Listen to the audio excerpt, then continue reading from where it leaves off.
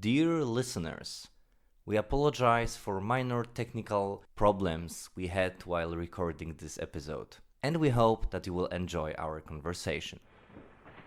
Listen, everybody, there's a woman on this train, Miss Roy. Some of you must have seen her. They're hiding her somewhere. Do you hear? Why don't you do something before it's too late?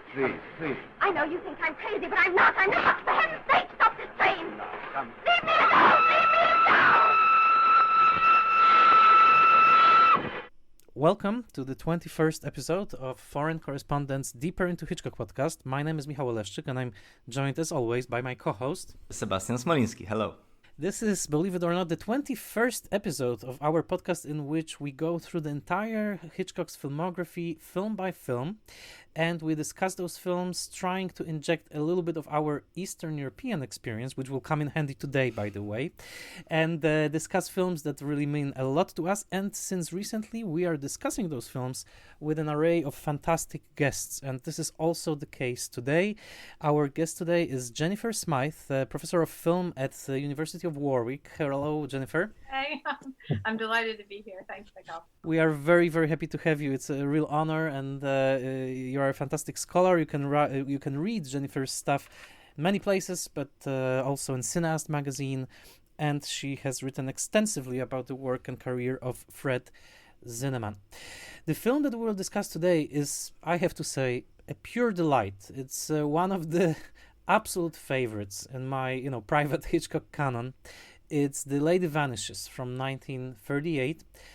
One of the very first Hitchcocks I have ever seen, and a film that never fails to bring a smile to my face. I will open this up simply by asking, do you recollect your initial contact with this film, your first screening, and your initial response to this, I think, most wonderful of the thriller sextet, so-called thriller sextet? Jennifer? I do remember. I think I was about 10 years old, and this was my favorite Hitchcock film as a child. I started off, I think, like most people, watching Cary Grant, and it was North by Northwest that I remember seeing my first Hitchcock film when I was very young. But then I went back and I was happily introduced to all of his pre-Hollywood, pre-Selznick work, and this was the one that really stood out. And I think that it's an interesting companion piece with North by Northwest for various reasons. But in looking at it again, I've just been astonished. It never ceases to reveal another layer of delight and interest and wit. It's just, for me, his most brilliant piece of work. And I'm often really sad, reflecting upon his career, that he actually did leave Britain shortly after. In April the following year, in 1939, he went off to a 7-year contract with David Selznick. And I often think of that with a little bit of sadness, because very often, I find myself wondering what would have happened had Hitchcock remained in Britain. Would he have worked with Alec Guinness, for example? Would that have been an interesting wrinkle in his career? And I think this one, it has all of the brilliance. I know that today we're probably going to be talking about a lot of the social, historical, political context of the film, but also the gender context. And it, for me, the character acting, the script itself, it was brilliant. And it's even more serendipitous, of course, because he chose it almost at random. It was a film that he wanted to make because it would, fulfill the terms of his contract with Gainsborough and with Balkan, so that he could get out and start a new life in Hollywood. And this had set up a year or two before by another director, and they had even done exterior shots in Yugoslavia. And had it all set, and then had to abandon it because they found out the film wasn't making Yugoslavia look that good. And then luckily Hitchcock happened upon it and turned it into, for me, the most brilliant crime I've ever seen. Given the pedigree of the film, it's amazing that it seems so much of a piece. Sebastian, what's your story with The Lady Vanishes? I think I approached this movie as a train person, let's say. I mean, I've been always in love with trains and with movies set in trains. In Polish cinema, of course, we have at least one brilliant, famous movie set entirely on a train, which pays homage to Hitchcock, probably to his American period. I'm talking about Jerzy Kawalerowicz's Night Train, yes. But basically, I think you can see that maybe they borrowed from the Lady Vanishes as well. And I always loved this idea of creating suspense, thrilling situations in a train. I was traveling in trains for years, so probably that's what I always associated this movie with. And now revisiting it after many years, I think what strikes me most is the fact that this movie is not as showy as Hitchcock's previous thrillers. It doesn't have these huge set pieces, these impressive scenes that are very contrived and complicated in a way, like Boy with a Bomb scene from Sabotage or Royal Albert Hall. This movie is so fluent, and it just goes in this hypnotic rhythm of a train, and I love it. I must say, I really love it. Well, let's try to unpack it in some fashion. To me, after all those years, and I have to say that I didn't appreciate this the first time around, was this absolutely daringly slow way in which it opens. Basically the first 20 minutes almost are daringly, blatantly uneventful. It's just this very leisurely opening, with some British people vacationing somewhere in Central Europe, with this gibberish of a language being spoken, which, by the way, today would be probably completely offensive if anyone did that. But and then it's sudden. Once we get on the train, it becomes, I think, the Hitchcock thriller that the audience of the time expected it to be, because they were already acquainted with the Hitchcock language and his syntax and his pacing. And I think that he very deliberately postpones the main dish, let's say, and I find it very delightful.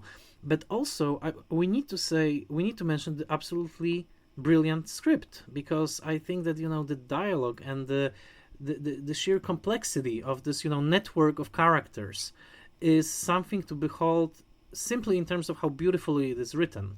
I don't know if Sebastian, you may comment on that, and also on the history of adaptation, because the movie is an adaptation, right? Yes, it's an adaptation of the book The Wheel Spins by Ethel Lina White, and we tried to compare Hitchcock's films with novels, with originals, and it's always a funny comparison, because we mostly discuss what he cut out of the book.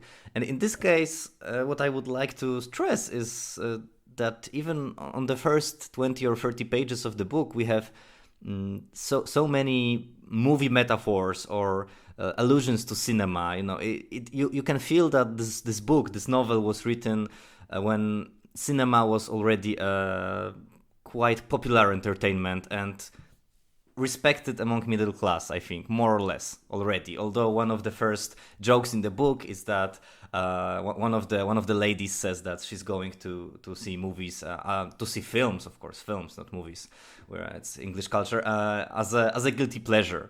And you have these movie associations in this book, and so that's why I think it's kind of a ready-made material for a movie in a way. Although I think the changes that they made, for example, adding the pair of these eponymous characters, Caldecott and Charters, right? They are so famous, played by Norton Wayne and Basil Radford, respectively, who reappeared in other movies later on. I think these are great choices, and these first 25 minutes really establish this kind of ensemble piece. I think it's very close to Rear Window when it comes to this idea of showing different worlds, separate worlds, and of course these train compartments are in a way like windows into something, showing us something or screening it from us. So I think that's pretty brilliant. And of course I think this collaboration with screenwriters was crucial. But what is interesting is that they didn't get on well, right? I mean, after making this film, Sidney Gilliat and Frank Laudner, they never worked with Hitchcock again, and they were kind of jealous, I think, of his success. And generally, they were probably screenwriters who wanted their work to be more or less left as it was. They didn't like this, constant changes that Hitchcock wanted to make. Well, it did land a successful career in their own right with films like Green for Danger and stuff. But Jennifer, I love in your writing particularly how you describe acting, and I was wondering if you have any favorites here in this brilliant cast, absolutely brilliant cast. Do you have any particular performance that you would like to sort of put a spotlight on? Well, I love Margaret Lockwood. I think most often she's associated with Carol Reed. She made a number of films with him throughout her career and really sort of carried British cinema through the late 30s and 40s. She was iconic, really. And many people remember her, of course, from Man in Grey and Wicked Lady, sort of her a great breakthrough film with James Mason. Mason, of course, went off in Hollywood. She didn't like Hollywood particularly. She was there for a little bit before war broke out in 1939 and came back and really became a standby of British cinema during the 40s. Very often associated with costume melodramas, but she's a brilliant actress, and her daughter, of course, went on to act as well too. The two of them did a double act in Peter Pan in later years and were quite well known. But she's marvelous, and I think more than any other Hitchcock heroine, she's the one that I really identify with because she's so very set on, recognizing what she saw. The lady, Miss Roy, did actually vanish. She isn't afraid of taking on a system of men who basically want to tell her that she's hysterical or that she has been hit on the head or she's just a woman or whatever. And I think in a way, it comes out in the very first moments of the film when she and Googie Withers and the other actors, I can't remember her name, sort of trooped in from their hike in the mountains. And Naunton Wayne and Basil Radford, who play Caldecott and Charters, look at them. And because of the way that these three wealthy young women have with the hotel proprietor, you think that they're, he says, oh, they're just Americans. They must be Americans or whatever, the almighty dollar. And there's this assumption because they're so assertive, because they know what they want and they can get the attention of the maitre d', that they are American and not British, that they're not, quite right. Like an English woman wouldn't be so forceful or know what she wants. And for me, Margaret Lockwood, she's just marvelous all the way through. And she has such a rapport with Michael Redgrave. And of course, he was very much wedded to the theater. He didn't do as much in film, for example, compared with Ralph Richardson or Laurence Olivier, who really had fantastic careers in cinema. He was much more of a theater man. But I have to say, mischievously for me, the two character actors, Naunton Wayne and Basil Radford, are the ones that I always gravitate to. Of course, they reprised their roles of the cricket-loving Englishmen who never quite fit into any kind of foreign setting with Night Train to Munich, which was Carol Reed's attempt really to duplicate the success of this film a couple of years later. But there, I think the script is quite different, and Margaret Lockwood does not have such an empowered role as a protagonist. She very much is the second fiddle to Rex Harrison's agent. And here, she's much more on an equal footing with Michael Redgrave, and really, in many senses, dominates the film. And it's a joy to watch. I think more than any other Hitchcock film. Many people talk about Hitchcock and gender and Grace Kelly, Lisa Fremont, all of these moments when you have, really brilliant female protagonists operating in various ways. And it's Margaret Lockwood for me that takes the prize far and away. She's marvelous. She's marvelously knowing also in the role, because at one point early in the film she says something like, I have done everything, and you believe her. She's a woman of experience, and now she, the reason she's marrying is not that she's idealistic about marriage. It's just that she just assumes that this is the stage of her life in which she should probably marry. She has nothing left to do, so she says, why don't I just kill myself and get married? She married the blue-blooded check chaser, as her friends jeer at her. Yes. Yeah, she seems, like she's ready to go to the scaffold. It's the same type of thing. And it's very funny because it's all done with a very light touch.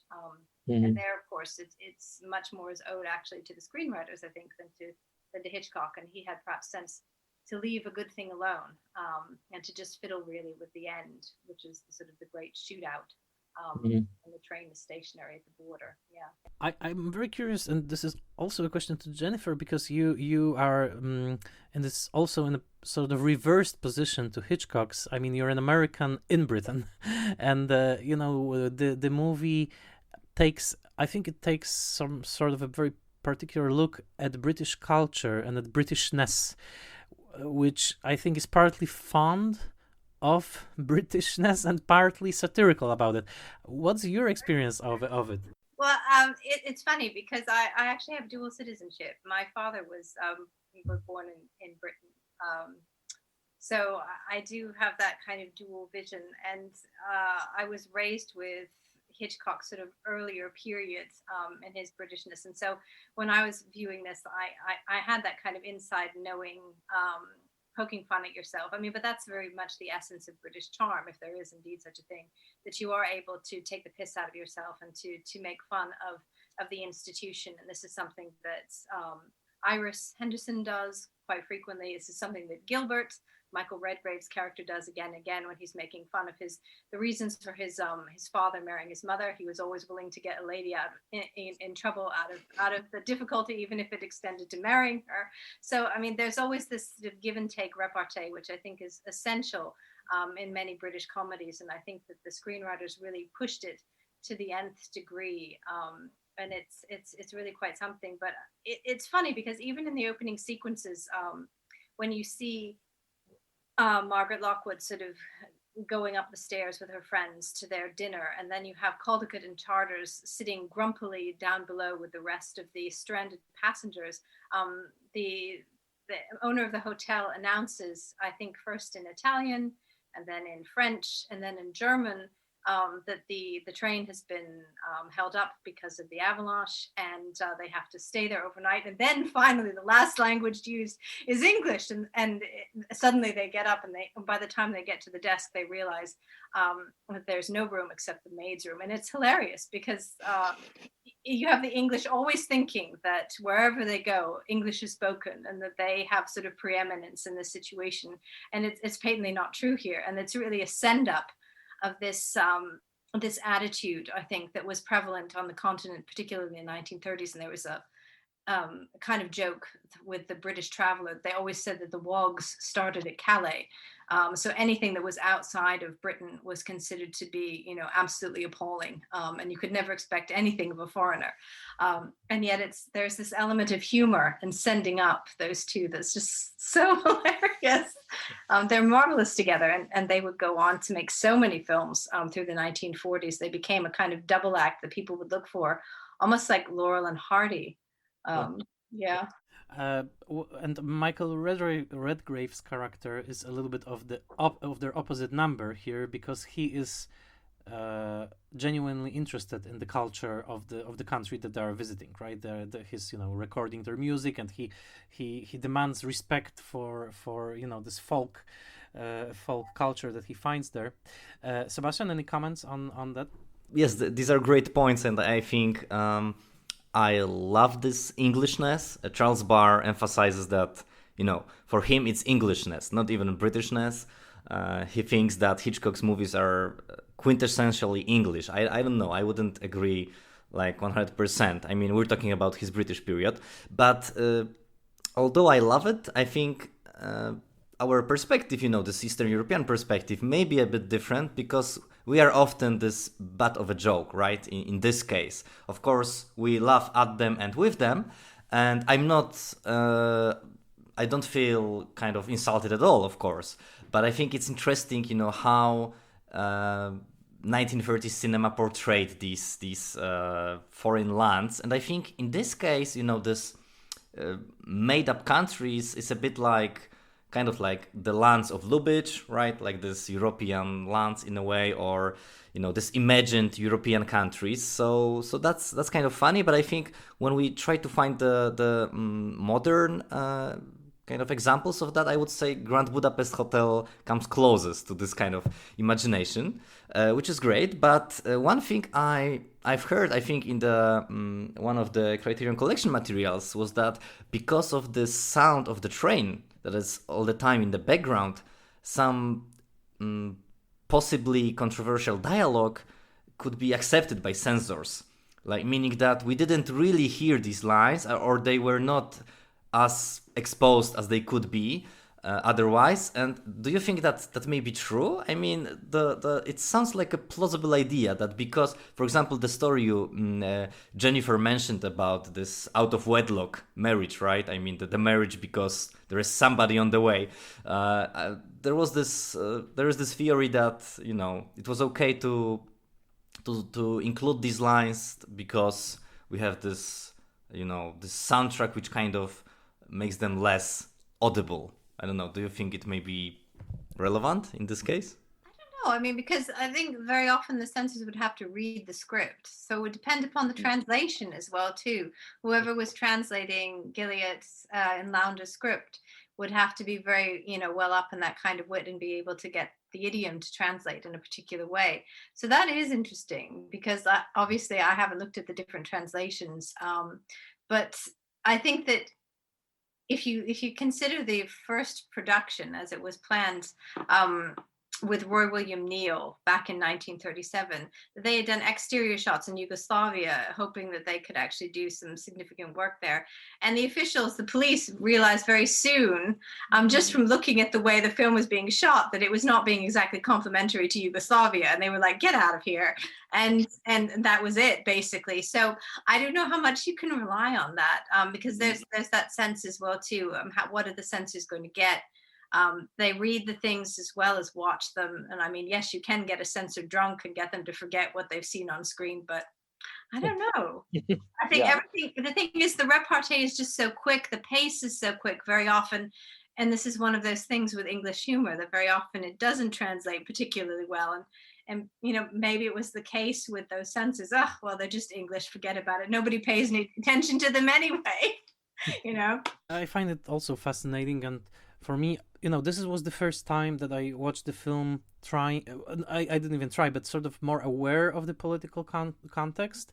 And, I did ask myself a question at one point: does the movie contain a drop of, let's say, British jingoism? Because there is this moment when Miss Froy, who is this figure of benevolent British spy, who says, about the people of whatever country it is, she says, oh, they're just like children, they just, they like dancing, and it's a classic colonial line. And I think that there is a little bit of puzzlement, I would account it more to puzzlement with Mittel Europa, as it's known, more than to any, malicious intent. But the moment, for example, when Michael Redgrave, they just struggled with Margaret Lockwood, with the guy, and they put him in the chest, and he says with this sort of like, disgust, oh, garlic, right? He smells of garlic. So I think there is just a little bit of superiority, I would say, but it's definitely balanced with very satirical view of Britishness as well, because those two guys are quintessentially a British satire of Britishness. Yeah, I would agree. And I mean, definitely there's that moment when Freud, Dame May Witty, is actually talking about, the happy children in Central Europe or whatever. But then I think Basil Radford actually says, you wouldn't know that from their politics. Right. Then she's able to then respond, well, you could say the same thing about England, because we're actually quite honest as a rule, but you'd never know that from our own politicians. And because this is unfolding within the context of Munich, and the real anguish, I think, in May 1938, when this film was being shot, with worries that Czechoslovakia would be invaded. I mean, there was a real sense that appeasement had run its course, but that those men were still in power. There was a real anger. Absolutely, and if to me, just to think that this cheerful, delightful comedy, really a comedy thriller, is made just right before Second World War, and it's there. It's permeating the movie. It also adds a little bit of a chill to those lines about cricket, when they ask what's happening to England, and you think that they are interested in politics, and they are just interested in cricket. So I think that's a pretty harsh criticism of the appeasement policy, I would say.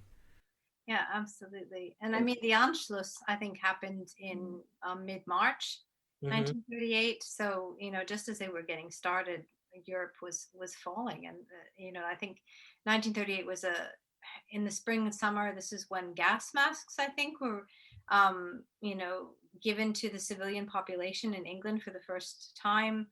There was all sorts of anxiety about what was going on in Europe. And this is, a backdrop to all of that. And it's fairly explicit, I think, in the film. What's so remarkable, though, is that it's an older woman. It's Dame May Whitty, who is the spy. She is the representative of the British establishment who seems to actually know what's going on, and it has nothing whatsoever to do with the men. And I think that for me, that's the one sort of inspiring thing about Britain is that there seems to be this kind of bewilderment on the part of men when it comes to the treatment of assertive women. That you have, for example, Michael Redgrave. He's obviously completely smitten with Iris Henderson, with Margaret Lockwood's character, but he lets her run on. Even though at first he's rather dubious about whether Miss Froy has actually disappeared and whether he ought to believe this woman, he still lets her have her head to a certain extent. And Basil Radford and Naughton Lane, Charters and Caldicott, they're really annoyed at this sort of, assertive, wealthy young woman speaking out of turn when it could hold up their train.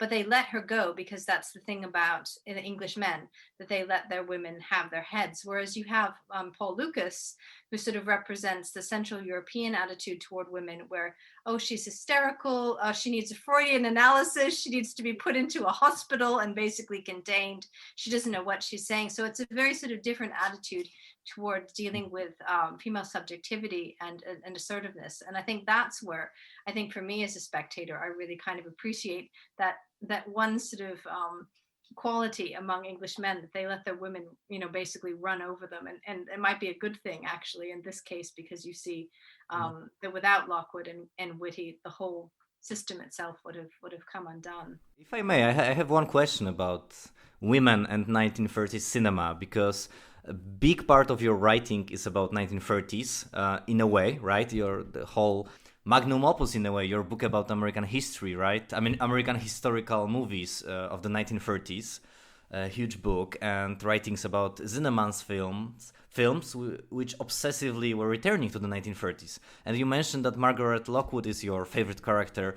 And I'm sometimes, I sometimes think, and it's not only my opinion, of course, but that 1930s were this incredible period when it comes to female characters, protagonists. Of course, of screwball comedies, which we have a taste here of that genre, but not only, right? Generally, 1930s were this incredible period for women characters. Do you agree with that? You kind of feel this that was something specifically 1930s in a way? Well, it's interesting because I wrote primarily the books, as you mentioned. Thank you for bringing them up, but I mean, that was a long time ago. It's mostly it's mostly Hollywood. And there in Hollywood, and this is something that I've done more recently, there were quite a lot of women who were also screenwriters who were behind the camera. And there were a substantial number of women who were writing in the British cinema industry, but they were far fewer. The percentages were quite starkly different. It changes a bit in the 1940s, I think, because of the war. But and Launder and Gilead, of course, are men. But I think this is an interesting thing about Hitchcock's earlier work, that he, of course, made Young and Innocent, and this is adapted from the work of Josephine Tay, who was probably the most famous crime writer in the 1930s. There was a real dependence, I think, on women's writing, and of course, the adaptation of The Lady Vanishes, The Wheel Spins, is based upon another one of these female pot boilers, where you do see the female subjectivity. And so I think there was a real dependence in the 1930s on material content that was sourced that really did focus on women. And many people have argued that that cinema goers, 50 to 75% in some cases, were female during the 1920s and 30s, that this was an industry that thrived on catering to a particular female eye. And I think you can, to a certain extent, enfold The Lady Vanishes within that. And certainly when Hitchcock is making his transition in the United States, what does he do? he takes Joan Harrison with him, and she helps to adapt Rebecca.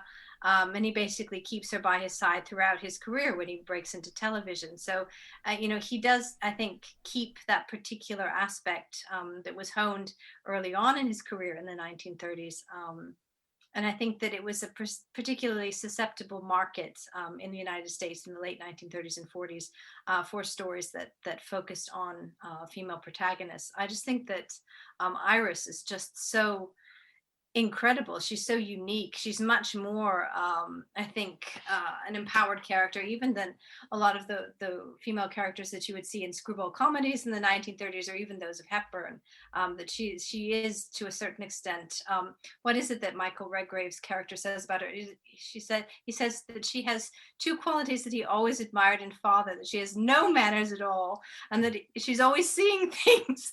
And there is this kind of admiration for a woman who doesn't conform to any kind of stereotype. And that goes as well too, I think, for Dame May Whitty. I mean, we see her and she's this nice, sweet little old lady, but she's also a spy. But if you think about Dame May Whitty herself, she was the first, I think, of two actresses in British entertainment history who was actually made a dame.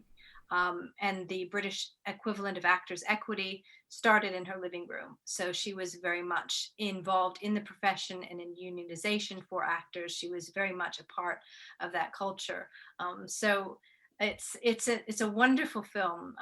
If you sort of peel back the layers and look at all of the roles for women behind the camera and also in front of them. Yeah. And definitely we could even extend this gallery of subversive femininity when we look at the character of the nun wearing high heels and speaking profanity. Actually, she says, well, what was, I guess, considered profanity then. She says the devil, and that's a striking image. I think one of the most deliciously perverse images in Hitchcock, when the camera pans down and from beyond the habit you can see those high heels. And then there's that wonderful line that I think Charters actually speaks, where he says, "People don't go around tying up nuns." It's And that always gets a laugh, because if there's one thing that Hitchcock would actually like to do. But I mean, this is the thing, I think, of all the people who've written about this film, I think Philip French really nails The Lady Vanishes when he says that he loves it because you have all of these middle class wealthy people who won't back up Iris. They won't save the day. They have their own reasons for not actually saying that Miss Froy was on the train and that she possibly may have been kidnapped. Charters and Caldecott want to get to the cricket match. You have the adulterous couple who, don't want to give themselves away by actually testifying. And you have all sorts of other foreigners who have been paid off for various reasons because one of the characters is actually married to the Minister of Propaganda in one of the countries. But then, you have this working class, the one working class British person in the film is the one who actually saves Gilbert and Iris from the fate of being drugged so that they, can actually do something to save Miss Froy. I mean, if it hadn't been for Catherine Lacey's nun refusing to poison their drinks, Paul Lucas's doctor would have gotten away with the whole scheme. And so this is, I think, one thing that not enough American critics of the film have actually paid attention to, that in Hitchcock's films that the idea of class is something that's enormously important, and it's often overlooked by American critics. And then it's something, sadly, that tends to disappear from a lot of Hitchcock's work as he becomes glossier and more Americanized. I think you could probably argue in his favor with something like Rear Window, but again, the characters are still these very posh people that to a certain extent you're there to look at and not really engage with. And in here, I think there's a much more nuanced canvas. There's a much more detailed view of class and nationality at a particular time. And it's something that I think as a historian, I respond to much more than, say, a film like, for example, Notorious or Rear Window. It's pretty to look at, but it only gets you so far. I think it's fascinating because for me as a viewer who tries to listen to these movies, it's not that clear that the Nun character is this lower middle class or lower class English lady, and apparently it's quite clear for viewers like you or British viewers. Charles Barr also in his article on this film, he points that out, and for me, I have to read about it. I cannot hear that well, so she's a Cockney, you can hear it. So basically, if they sound like Michael Caine, they're Cockneys. That's what. Okay, nobody sounds like Michael Caine anymore. I'm afraid. So yes, these are all fascinating themes. And you mentioned Philip French. I wanted to mention one more person, Robin Wood, who's one of these most important Hitchcock scholars, and he didn't write a lot about The Lady Vanishes. But then years later, he wrote this very short article in which he said that actually his adventure with Hitchcock and his love with Hitchcock movies started with The Lady Vanishes. And the reason that he didn't write a lot about it is that it's just, and now I'm quoting, this is purely because it is too perfect, so transparent that there is little to say. And I think it's in a way it's fascinating because that points out to the need of scholars or critics to always look for something very profound, and it makes it easier to write about, right, in a way. And now we have The Lady Vanishes, and what we're doing now, we're trying to uncover the context, but also to share our love for this piece of pure entertainment. So maybe I think it's interesting that may be the reason that The Lady Vanishes is not as established critically as his later more profound movies like, I don't know, Psycho or Vertigo.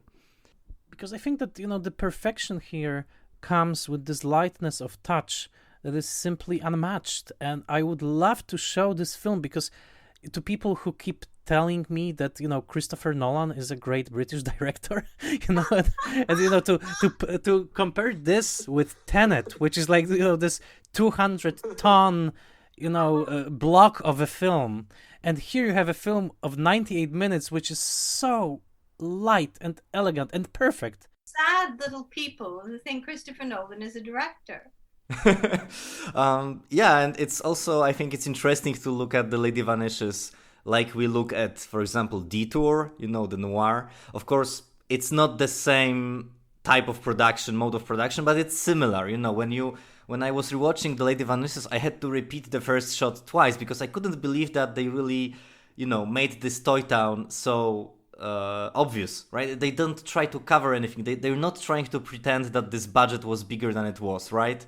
But on the other hand, for example, the flickering light that is in many of these scenes, always when you travel by train, you can see this flickering light, which changes all the time, and they preserve it. They can do that, and it's marvelous. So in a way, you believe this movie because it's so fantastically acted, and you don't care if it has Christopher Nolan's budget or not, right? It doesn't really matter in this case. I find it beautiful in a way.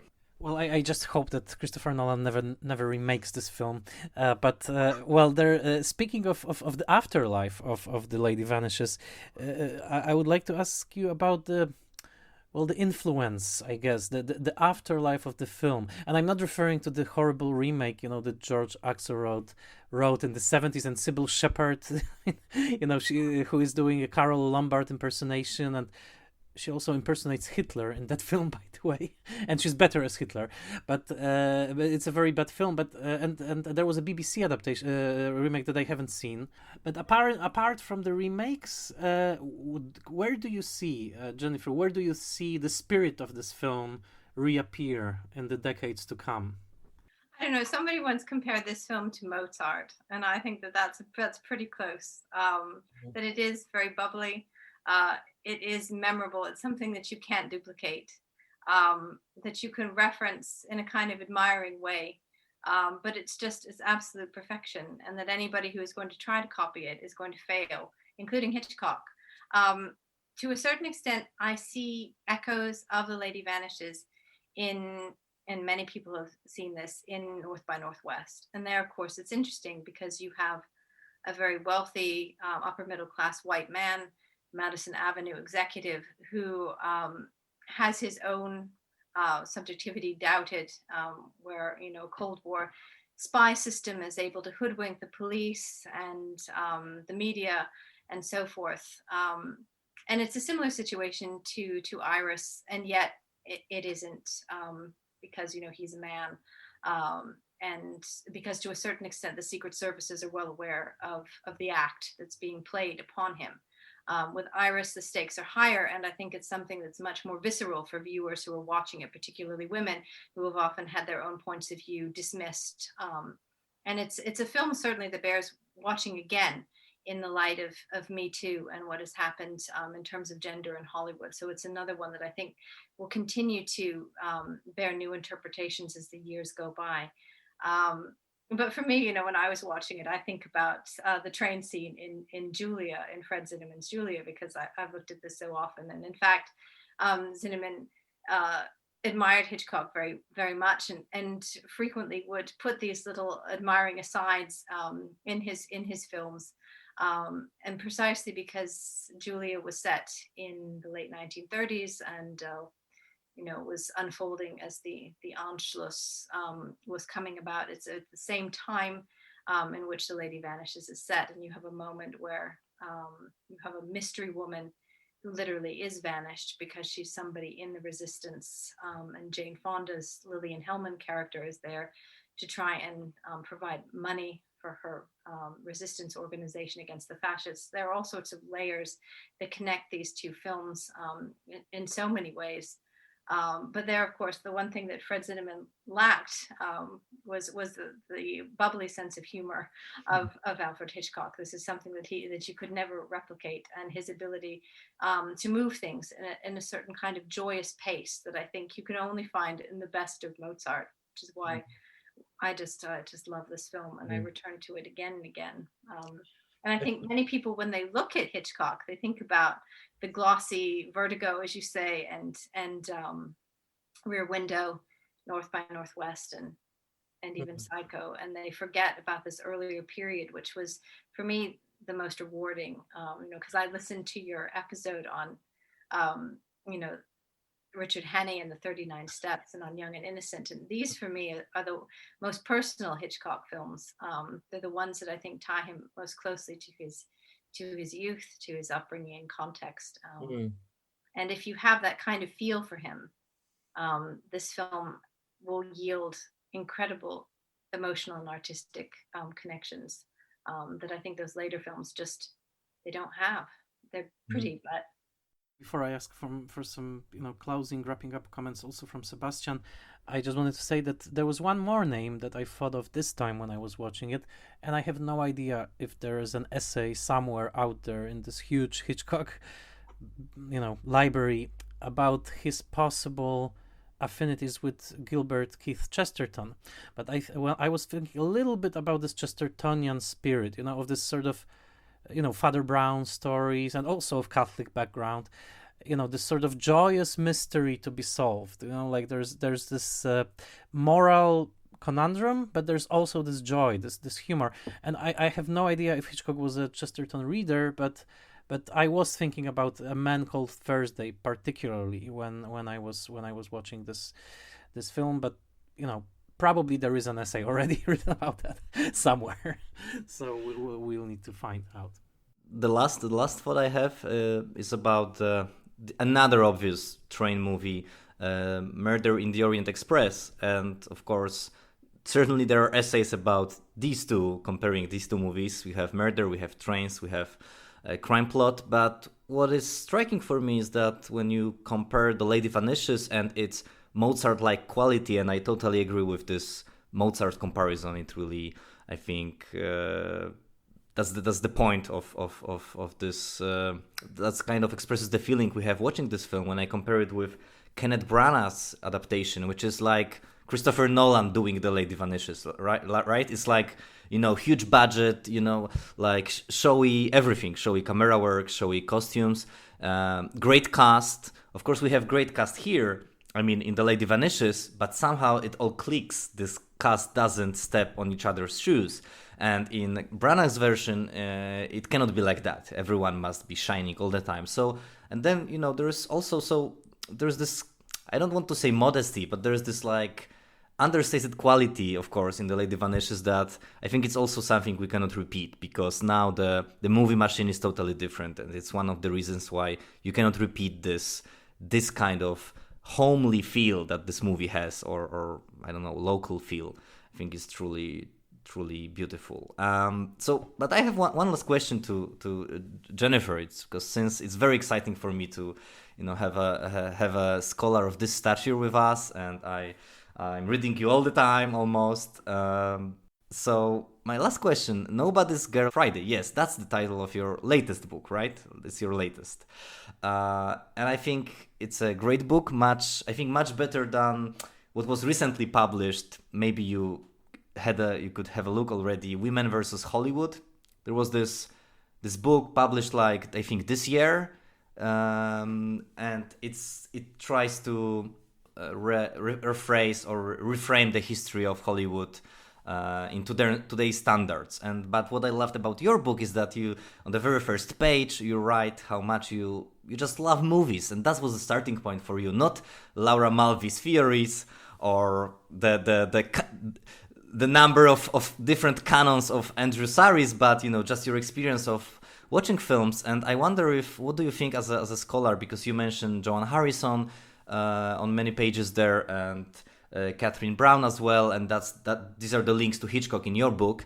But do you think that, and you mentioned that we will have to maybe reinterpret The Lady Vanishes in terms of Me Too, do you think that Hitchcock himself is now kind of in a different position, in a maybe a difficult position as this author who could be more or less a predator on the set? Do you think about it when watching The Lady Vanishes? It's maybe a bit of a controversial question, but we can talk about it here. Nobody will tell us anything. I'm glad you asked that, because I was thinking about that. I mean, everybody tends to view Hitchcock now through Tippi Hedren's experience, and I don't want to in any way diminish the horror of what she had to go through and how that affected her mental health and her career. But I think this is the case with very many men in Hollywood and in the British film industry as well, too, in any film industry, that you can't really judge them by one particular experience. I think that Margaret Lockwood and Hitchcock had a very good relationship. He and Grace Kelly did as well, too. Joan Harrison, wouldn't have had her career as a producer and a screenwriter without him. And he was very, very funny. I think there was this one thing that stood out when I was doing research for the book, that she was interviewed and said that when she first appeared on the set as a producer, Hitch sent her a box of cigars and said, "Now you're a producer, honey." And she said, "It's so much better than roses," and that was the kind of man he was. And I think that stands out with a lot of Hollywood men. Like, for example, Harry Cohn. People often dismiss him as a sexual predator and a horrible man. They see him as the Jack Waltz from The Godfather, when actually he was the producer who hired more women as writers and producers within his studio than any of the others, the moguls put together. And one writer said, he was the kind of guy where he might sock you in the jaw, but he would never stab you in the back. And I think this is one of the things that historians have to come to terms with women in the studio system in all film industries, that very often your allies, they will help you up until a certain point. And the ones that will make a pass at you occasionally may also be the ones that will offer you a job. And back then you had to take the rough with the smooth. And it was how you negotiated your career that basically determined how successful you were. And the ones that were good in the clinches managed to carve a career. And I think to a certain extent, that is true today, but I would hate to have Hitchcock dismissed as a predator.